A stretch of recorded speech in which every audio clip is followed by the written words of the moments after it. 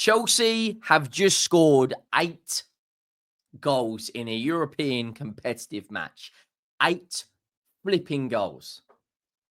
8 goals. When Tottenham, Villa, or West Ham were in this competition, I don't remember any of those battering a side quite like Chelsea have just done. They have scored in 3 games in the Conference League more than 12 goals. That is absolutely ridiculous. It is genuinely insane. When we look at where Tottenham were when we were in this competition, we lost to FC Mura, who at the time were the lowest ranked team in this competition. We lost to Vitesse, right? West Ham, they struggled. Villa lost to Olympiacos and got battered. Chelsea have just destroyed FC Noah 8 flipping nil, mate. I don't care if it's FC Noah. You scored 8 goals. You scored 8 goals. Make sure you go down, drop a like on the video if you haven't already. Make sure you have subscribed to the channel. We are steamrolling our way towards 30,000 subscribers.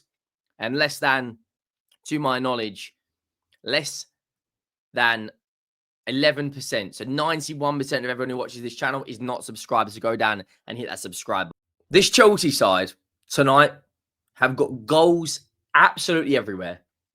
And we need to speak about 2 performances. One, an academy player, Tyreek George, at 18 years of age. He's been absolutely flying in the under-21s with 4 assists and 1 goal in 7 games. Really, really strong performance from him.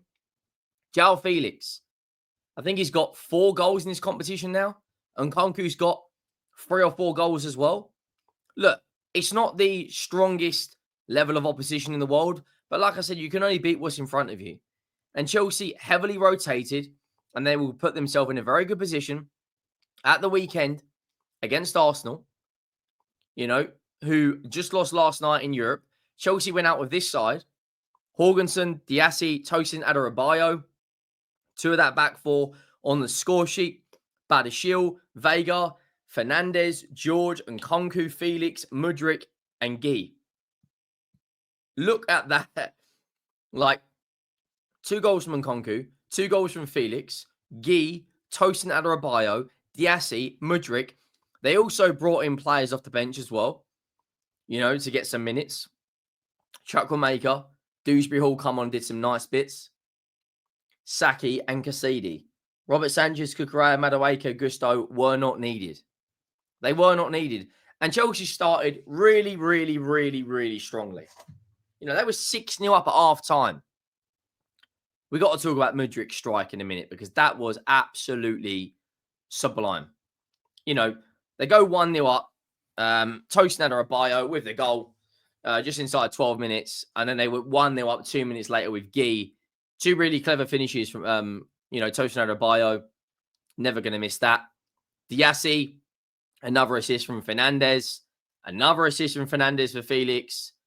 But the goal of the first half for me was Mykhailo Mudryk. Look, we knew Noah would be vulnerable from corners. We knew Noah would be defensively vulnerable. They're 3rd in the Armenian League, however you pronounce it. The competition standard is not the highest, but Chelsea they've scored 16 goals and conceded 3. But that Mudryk goal, I want to talk about him because he's always been criticised heavily by Chelsea fans. And before anyone says, he's finally found his level, if Chelsea win the Conference League at the end of the season, I don't think any fan is going to be slagging off Mykhailo Mudryk.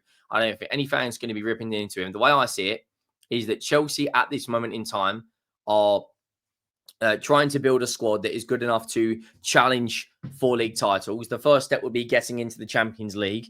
If they can win the Conference League on that path, then it kind of brings a bit of silverware and a bit of a winning mentality into the dressing room. Mykhailo Mudryk takes that goal really, really, really well. Little cutting of the shoulder, whips it towards the back post. It's an absolute delightful finish, and he was really, really good in the first half. 2 assists from Enzo Fernandez. Like I said, not the strongest of opposition today. There's a couple of teams I recognise. Obviously Rapid, Opel. I think they're from Cyprus. Then you got Lask, obviously Shamrock Rovers, Ghent, Liga Warsaw, Dynamo Minsk. HJK, recognise a lot of those sides. Chelsea will win this competition with absolute ease if they play like they do in that first half. They looked frightening.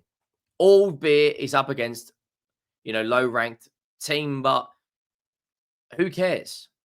Like, who cares? Chelsea absolutely smashed them 6-0 in the first half. They go out there. Nkunku was good in the second half as well. As well as João Felix. He had a really, really good game. Second half, Nkunku gets a brace. First goal was he had a shot at goal and then he got the rebound and then he got a penalty. I don't really think it was a penalty on the balance, but the camera angle they showed to the referee from VAR probably, on that angle, it probably was, but the angle that we saw from the viewer's perspective, it wasn't. When you look at the match stats, 31 shots, albeit FC United had 15-7 on target, but Chelsea were already 7-0 up, kind of took their foot off the gas and just let them kind of have the ball a little bit, That's probably the biggest club they're ever going to play in, Chelsea. 31 shots, 18 on target, 8 goals, 58% possession, 586 passes, 90% passing accuracy. Really, really, really strong numbers from Chelsea tonight. Scoring 8 goals, I don't care what competition it is, you've scored 8. Fiorentina lost tonight as well. They're the only other team who I think potentially could cause Chelsea maybe an upset, or Real Betis, but they are struggling right now. When you look at where the table is, Chelsea have played 3, scored 16. 16 goals in 3 games. And got plus 13 goal difference. Liga Warsaw have also won 3. Angelina have also got 1-3. Rapid Vienna and Vitoria. I recognise Vitoria. Marcus Edwards used to play for them, an ex-Spurs player. But look, Chelsea are in a really good spot in the I was about to say in the Champions League. That's where they want to be. In the Conference League. They've played 3. They've won 3. They've got some interesting fixtures coming up. And the beauty of this Conference League, which I think people are sleeping on, and I've said this number of times, probably close to 20 times now, is not a single player that played tonight will play against Arsenal. Not a single player. Colwill will be in there, Fofana, Cucurella, Reece James. You've also got Gusto. The midfield, they could put any one of Lavia, Caicedo, Cole Palmer. Then you've got the other Portuguese winger they've got in Neto, Jackson, and Madueke. They can rest their entire 11 for the Arsenal game Sunday. What a brilliant position to be in from a Chelsea perspective. You've just battered a team. The club's in confidence. What a brilliant position to be in going into that Arsenal game. You've just absolutely dismantled a side like that.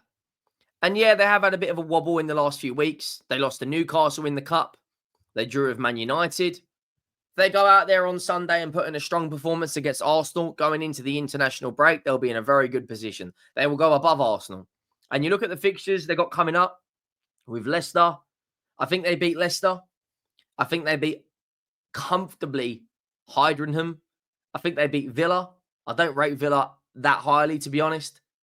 Astana, Brentford, Southampton. The only game in here I think they don't win is against us. I feel that we are in a very good position at home. I worry about our away form. We lost again tonight against Galatasaray. That's 4 away losses this season. Galatasaray, Newcastle, Brighton and Palace. But Chelsea will be looking at these next 8 games. I think they win. I think they beat Astana, Brentford, Southampton, Heidenheim, Villa, and Leicester. But you look how busy this December period is for Chelsea. 1 against Villa. So that's 1, 2, 3, 4, 5, 6, 7, 8, 9 games in December. That is going to be one very, very, very, very, very busy period. But look, you scored 8 goals, Chelsea fans. You should be happy. You're in a really strong position going into that Arsenal game on Sunday, which is a massive, massive game. And if you look at the Premier League table, Chelsea, if they beat Arsenal, which I think it wouldn't shock anyone if they did, the way Arsenal are playing right now, and Forest were to lose, they could go into, I think Forest have got Newcastle. Chelsea could be sitting 3rd at the end of this weekend. And I think they'll be 3 points clear of Arsenal, 3 points clear of Villa, because Villa have got Liverpool. I think we could be sitting fourth if Newcastle concede a couple of goals, because our goal difference is better. So, look, Chelsea should be really confident. They're smashing the Conference League to bits. It allows them to essentially drop and rotate 11 players. I think they're in a really, really good position right now going into the Arsenal game. And look, if Chelsea win the Conference League this season, it's one other silverware trophy they'll have in the one other bit of silverware, another trophy they'll have in the cabinet, and they'll be the only team out there to have won the Conference League, Europa League, and Champions League. So they'll probably boast about that.